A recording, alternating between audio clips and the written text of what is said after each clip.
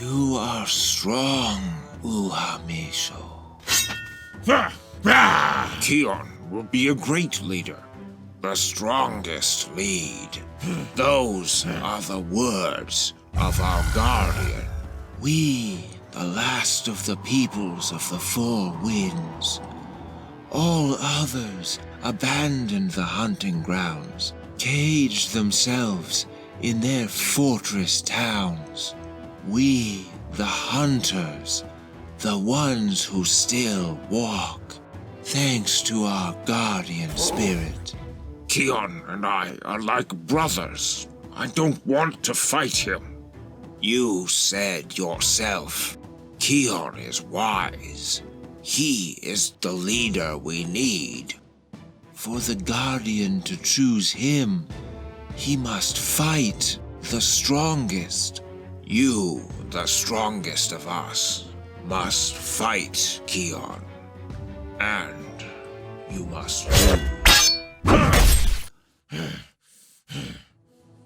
Other spirits will watch over you, Uhamisho. Tales from my RPG campaign, Sea of Secrets. The party had secured what was left of the Wispy Lass, rescuing the one remaining sailor, but she'd explained that the rest of her ship's crew had bizarrely followed their captain into the jungle, possibly under the influence of a magical orb he had found. After Captain Sana delivered a quick lesson in maritime commerce, she and the party had negotiated a new agreement. The heroes would secure the shipwreck in case those Samakun raiders returned. Then they would venture into the jungle to uncover the mystery of the orb. And save my friends. Of course! Yeah. Meanwhile, Sana's crew would salvage the valuable cargo from the wrecked ship, loading all they could aboard the Sea Wing, even if it meant leaving some of their own cargo on the beach to make room. She'd sail back to port, sell the exotic goods for a big profit, and return in 8 or 9 days for the party, waiting at least 2 additional days for them to make it back to the beach. In exchange for the detour, and as a finder's fee, she would refund in full what Jagad had paid for swift passage, plus a small percentage of the salvage profits. Also, since Sana was returning to civilization, can you deliver a letter for me? For me, too. Of course, no problem. Who are you two writing to all the time, anyway? I'm writing to Mr. Mako in Tarkwajan, a friend of my foster parents. He's like an uncle to me. Before we disappear into the jungle, I should warn my daughter she might not hear from me for a while. You have a daughter? You look so young. Humans always say that. You all know Eladrin do not age, like the elves. Yet somehow you always seem surprised.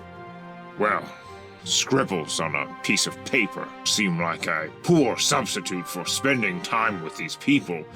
Surely they'd rather see you than read about you. Hey, I suggested a detour down to Tarkwajan, but I cannot risk seeing my girl in person. She is safer away from me. So I'm guessing this jungle, the grausame wilderness, isn't a safe place for a riding dog.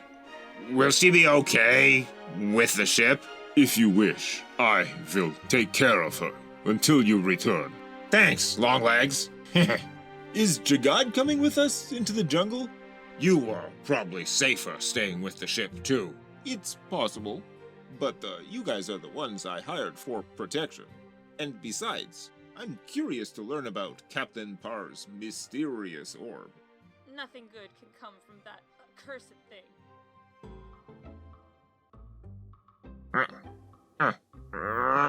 Hey, Jinx, what you up to? Oh, Blue. I was just working on my letter. Isn't this the captain's office? You really are obsessed with Captain Sana, huh?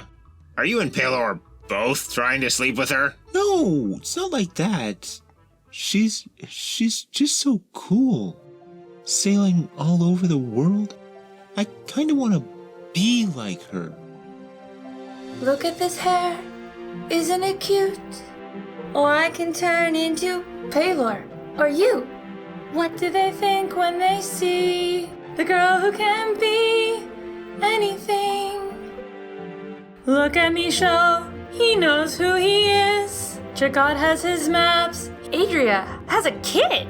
If I turn into one of them, I know that I'm just faking. I've spent most of my life in libraries, learning about lives that I'll never live. I can steal magic and identities, but who cares? They're not real. I want more. I want to do right by my new friends. They don't know that I have my own mission. I need to find something special, something unique. There are whole worlds I've never seen. Don't make me choose just one side of me on this journey. Just let me be an explorer. What would I feel if I could stroll through ancient forests? Wouldn't it be grand if I could stand atop a tall mountain? And I still know how much I owe to all the people who raised me, who trained me, and who trust me. Off on my own, I want to see the world through my own eyes, sail all the seas, find that magic city. I want to be someone special, someone unique. Not just a freak, not just a spy. I want to be more than an imposter.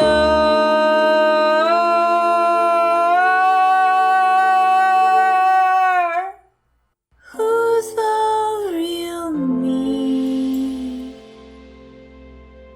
Just let me be an explorer.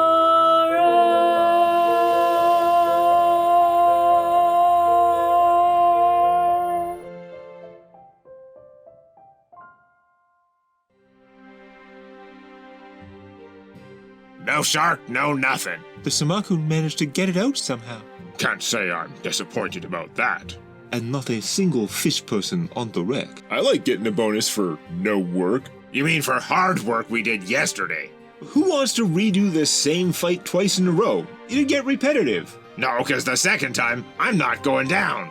Malira was understandably impatient, so once satisfied that no Samakun were skulking about the shipwreck, the party straightened their packs, passed the simple stone graves, and marched into what elves call the savage jungle, following the path trampled by the crew of the Wispy Lass.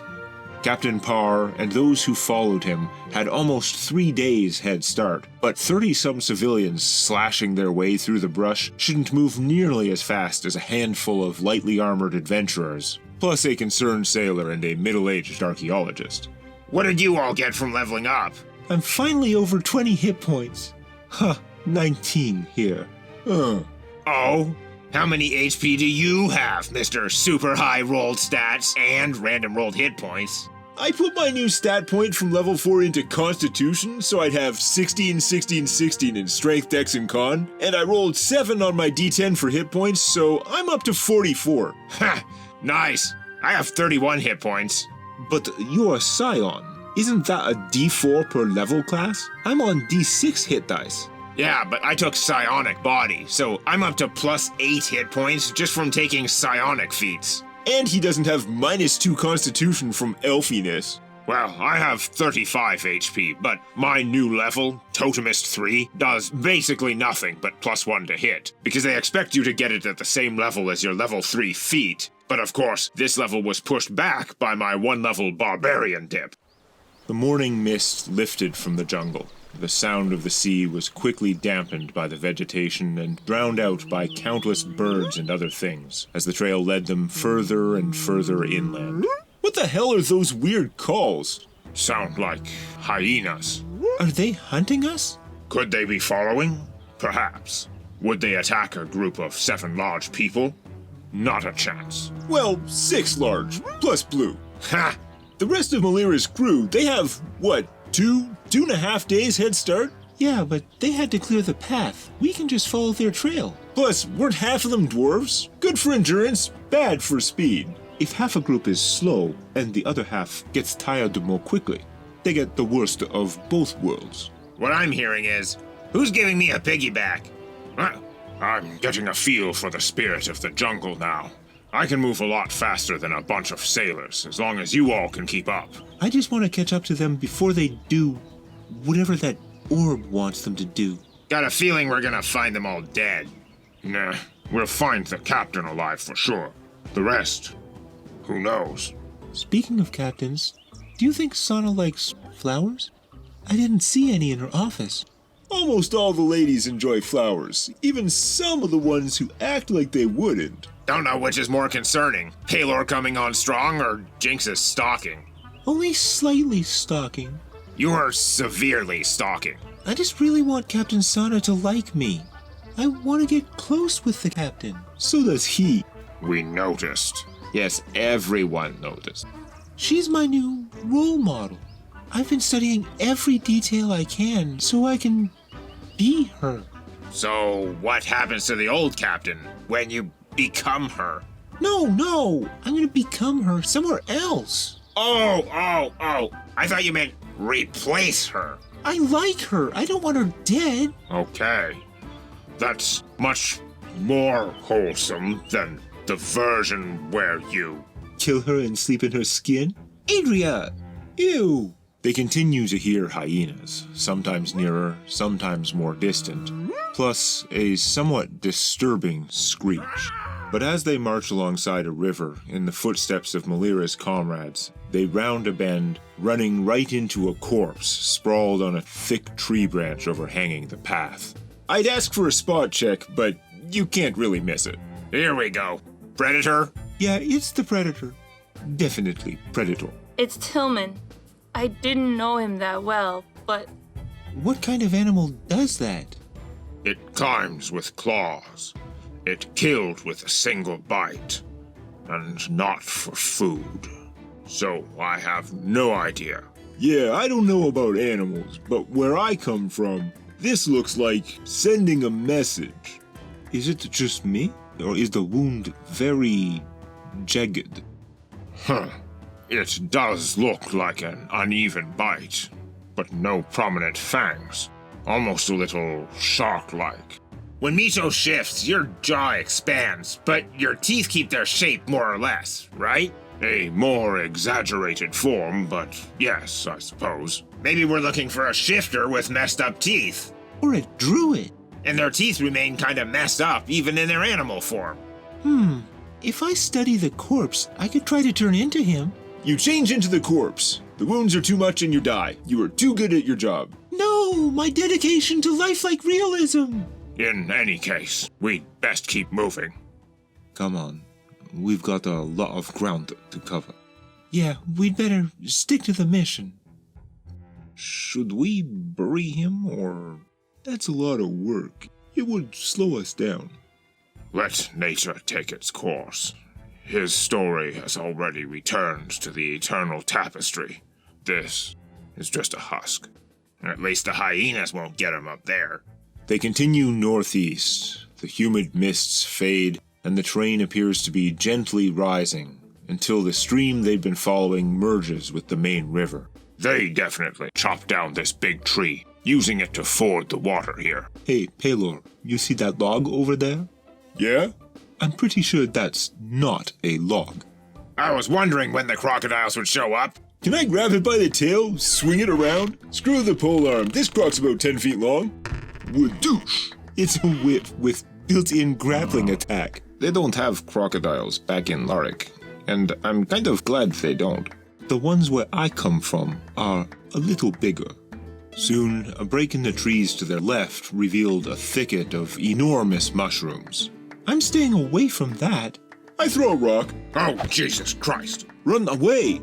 Pelor's rock bounces off a big shroom's stem, the impact agitating many small insects to crawl around or fly up off that particular stalk. But they settle down quickly, with no lasting sign of the disturbance. Just stay the f*** away from the mushrooms. I don't see any tracks. Malira's friends must have made the same call and stayed clear. I don't know. I'm thinking about running across the top of them. Maybe if you eat one, you'll get really big. These do not look like edible mushrooms. Could maybe nibble around the edges. I've got good fortitude saves. Oh, we should bring one back for Tiggy. I bet she'd like that. Whatever, I'll walk in. I back away. You bump a couple shrooms on the way in, but these aren't the type to release a giant burst of spores. You just physically shake loose little puffs of dust. I don't breathe, remember?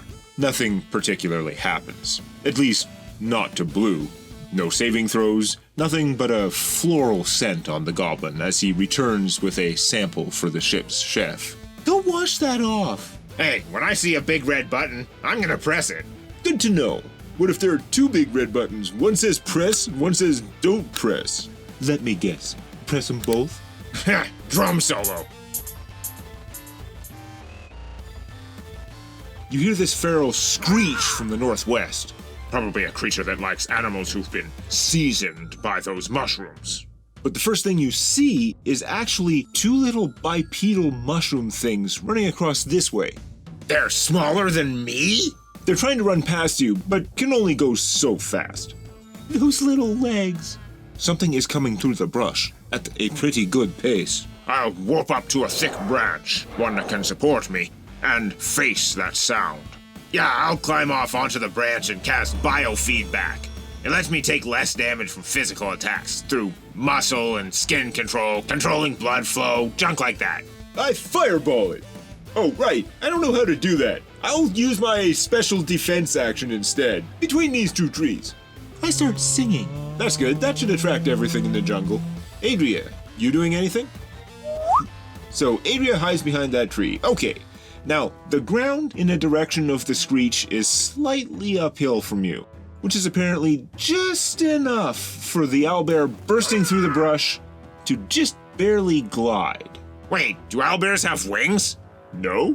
Oh, these ones have underarm wing flaps. Like a flying squirrel, allowing this genus of jungle owlbears to glide just enough for some extra speed when attacking downhill. It glides 40 feet till its legs touch down for a couple of steps, then kicks off with its forelegs, using that momentum to rise into standing attack position, revealing the full color of its underplumage. That is one big squirrel. Attack of opportunity, 15, or wait, I was using my -5 to hit +5 AC action, so only 10. It has -2 AC from charging, but 10 does not hit. The owlbear strikes down with its claws, but having spent his action on defense, Pelor is able to dodge and deflect it easily. Think this is the irregular bite? But this thing has a beak. I'm no biologist, but the difference between beak and teeth seems pretty academic from my point of view. Easy fix. Wait till one of us gets bitten, then we go back and compare the marks. There's no way these things can fly up as high as that body was perched. But bears do climb. Speaking of, ah! Misho drops down from his perch and charges, smashing into the beast's flank for 8 damage. And then the bigger one emerges from the brush, doing its own gliding charge, barely touching down before colliding with Misho for somehow only 5 damage? That thing does not look like it only does 5 damage. Should have known it wouldn't be so easy. It was, in fact, pretty hard. The rolls were terrible, with Jinx missing her sneak attack, Pelor missing his next attack too, and the larger female owlbear making her save against Blue's energy push and Adria's daze spell. It's okay, we're using all their good rolls before they attack again. Drain all their dice karma. Pelor, what's your armor class again? With the +5, it's 22. Oh my god, it just missed. That's why I went full combat expertise. Heard something big coming and thought, it's okay if I miss, as long as it can't eat me. Well, I don't have Pelor's technique. If I attack defensively, I'd get -4 to hit for only +2 AC. Right. So instead, I'll use a swift action to refocus my Essentia. Do what? Your what? You could think of it as the energy of my soul. I use it to amplify the effects of my soul melds. Currently, I'm using 2 of these points, called Essentia, to power up my Claws of the Worm, but as a swift action, I can transfer them to my Wormtail belt instead. I'm trading 2 to hit and damage on my claws for an extra +2 AC, on top of the 2 natural armor the belt gives me as a base. Then, I'm going to shift for my Beast Hide bonus. Not Raging, which actually has an AC penalty, so my armor class is up to 23, and I'll attack the one between us. Okay, as an immediate action, the female goes... Scrah! A horrifying shriek right in your face. DC 14 will save or be shaken for 3 rounds. Does that count as a supernatural ability? Not supernatural, no. Shaken counts as a fear effect, so you get +2 from my song.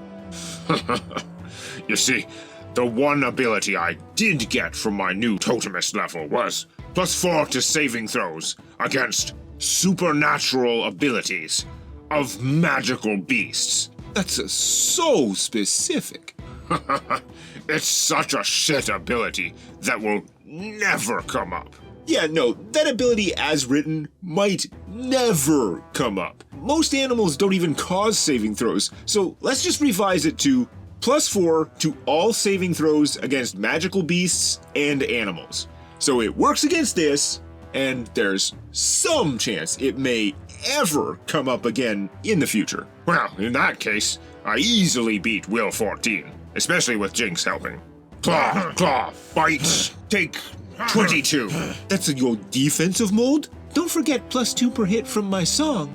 Right, that's so crazy. 28 total. I really can't do much of anything myself. I just make you guys better. Well, the male is bloodied, but the larger female owlbear is going to adjust slightly to get flanking against you. Fair enough. Let's hope AC 23 is enough. That's more than twice my armor class. First claw barely hits, second claw hits, and the bite rolled a 19 on the die, so it hits, despite, like your bite, having a lower bonus. Fucking hell. Unlucky, but then again, she does less damage than you do. Take 18. Then I too am bloodied. Jinx, make a strength check as the male owlbear tries to knock you over with a wing buffet. Whoa! I have -1 strength. Okay, I made it.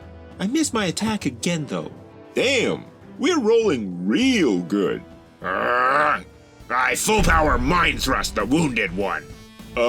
Brain not so strong. It failed its save. Take 20 damage. Bam! Strah! It collapses. But that's direct to the mind, right? Since there's almost nothing to see, it probably looks like I got it with my sword thrust. You mean the swing it just bounced off? I bluffed to take all the credit. Ew, 15? Such a bad roll. I have a huge bonus to that. You're pretty sure Jagad isn't fooled. But Malira looks like she bought it. Alright, well, I tried full defense and it pummeled me anyway, so screw that. I transfer my Essentia back to my claws. Does standing on her mate's corpse count as higher ground? Dead owlbear isn't that high, or that stable. Despite that, Pelor and Misho each slashed the larger beast for about 15. She's taken a lot of damage, but she's pretty tough. And now she's angry. First hit, 12 damage. Uh-oh. Isn't that as much damage as her whole last turn? Her last turn she rolled a 2 on every damage die. Second claw hits for 13. 12 plus 13? Just for the record, we die at -10 hit points, right? Yep. What are you at? Currently at -9. Whoa! Ho ho ho! So Misho's down. Yep. Scrah! Then she wing slaps Blue. Strength DC 10, or because you're small, get knocked back 10 feet. Cool. Safer back here. I circle around and spend my whole healing belt on Misho. 20 HP. Misho! That looked really bad. She took a chunk out of you. Guess we can compare Misho's bite marks to the corpse. My turn. This angry owlbear resists Blue's mind thrust, but is affected this time by Adria's Daze Monster spell, giving the party an entire round to beat it down before it can attack again. And Pelor and Misho managed to finish her off. Good thing, they kept making every save. They definitely rolled above average. I did kill the other one. I don't know, it sure looked like he dropped after I attacked him. Well, thanks to your healing, I don't pass out when I de-shift. You're still pretty hurt. I learned Cure Light Wounds when we leveled up, so I'll heal you for, 10. That should help. Now I'm only down by 18. Adria? Can you spare a couple spells? I can? But, why? I barely have any castings of my own, but I can use stolen spell slots to power my own bard magic to heal him. Alright. But be careful with that knife. Oh, no. If you're willing, I can do it without cutting you. Adria allows Jinx to spell steal a couple of her first level slots, which the changeling turns into Cure Light castings, healing Misho another 16 hit points. It's late in the day though, and after spending all those spells, they start looking to rest. I suggest we sleep somewhere not near a giant mountain of fresh meat. Agreed. Moving a safe distance away, Misho starts ferrying the weaker climbers up into a large tree, where they all did their best to sleep through the night, and all the strange jungle noises. Can't be that hard to stay up here. That other guy was dead, and he stayed up. Early morning you break camp, but in the middle of the trail, after 300 feet, just 300 feet, you find the decapitated head of the owlbear you fought. Guys! That is not funny. It's pretty funny, 'cause you went down to it. This wasn't cut off with a weapon. Looks like some kind of claw. Looks like somebody's trying to send us a warning. Which I clearly missed. Think I could use this as a disguise? The path they're following, slashed and trodden through the jungle by the sailors, seems to merge into some kind of older path. Not a road by any means, nothing formal, but it had clearly been less overgrown, even before Malira's crewmates had trampled it. You come across a crack in the earth, only a couple feet deep and wide, even Blue could easily jump it, but this minor fissure extends off to your left into the trees, while the crew's footprints continue forward. Hold on. I'm feeling something from my mental jacket. Working here. They are communicating telepathically, but they aren't saying much. Let's check it out. A little ways from the path, one side of the cleft earth falls away, revealing more big mushrooms. And more of those little guys. Do they see us as dangerous? No, I don't think so. Not yet, anyway. I wonder what these fungi taste like. Probably good with garlic and butter. That applies to anything. See, this is why I want to sleight of hand that orb before Blue gets it. You're too random. I'm not random. I'm curious. Detect magic. There's something down there. All right, let's see what happens. I walk in. Oh? I'll shrink down and go with him. The fungus people barely react to these strangers, mostly just shuffling out of their way. The tunnel skews downward slightly, branching out after a short ways, like an anthill. Aren't we looking for the orb? The sailors clearly didn't go down here. Yeah, I think we're just wasting our time here. I think it's cool. I'm not used to being bigger than people. Oh yeah, you could totally push them around. You're like twice their size. Jinx notices little sparkles here and there which glow under her spell.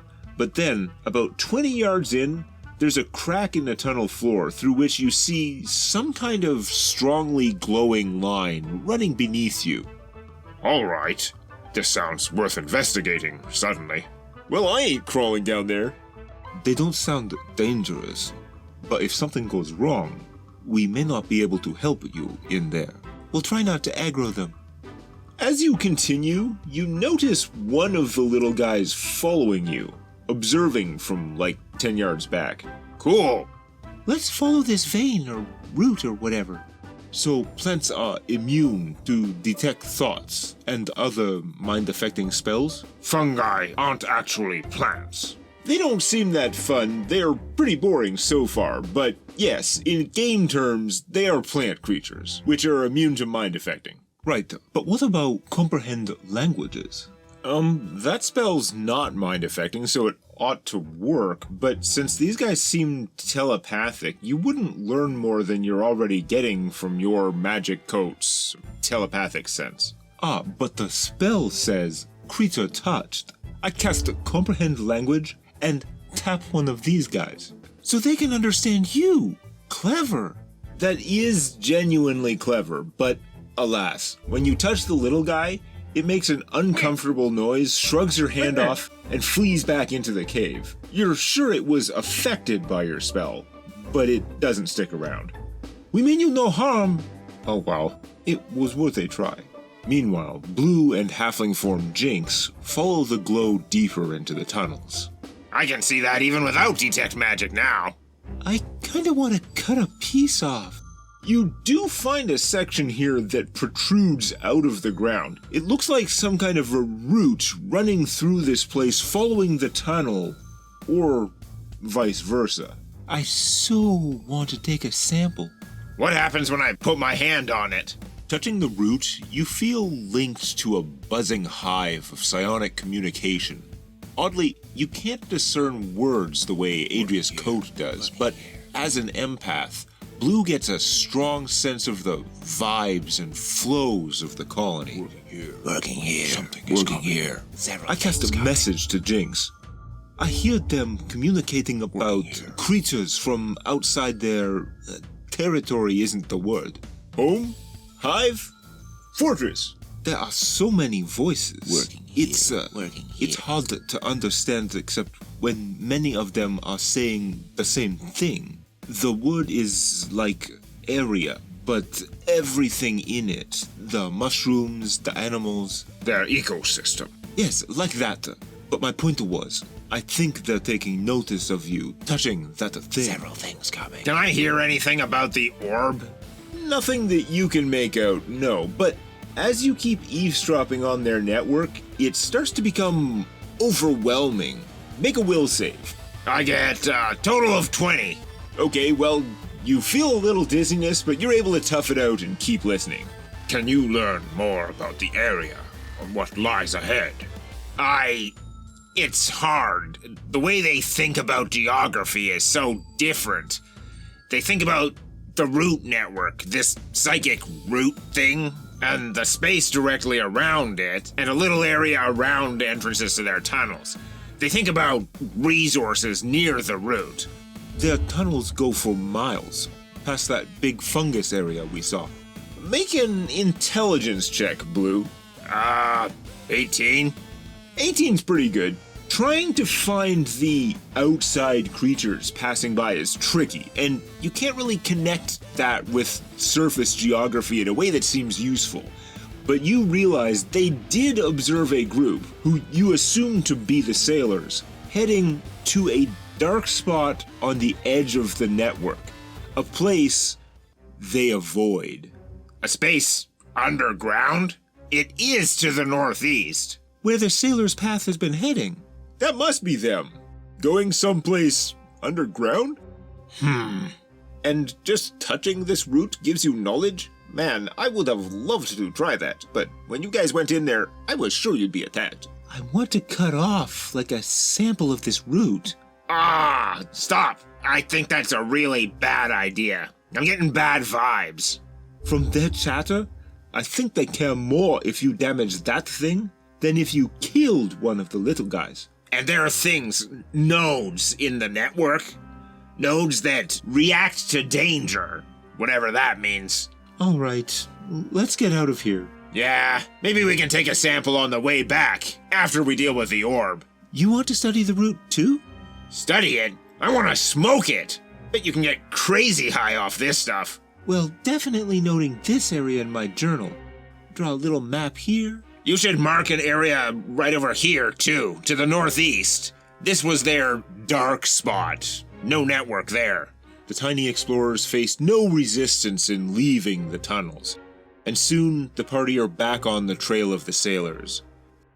But they start noticing disordered footprints, like something had happened up ahead. Next time on Tales from My RPG Campaign. Comprehend the language. We mean you no harm. Oh well, it was worth a try.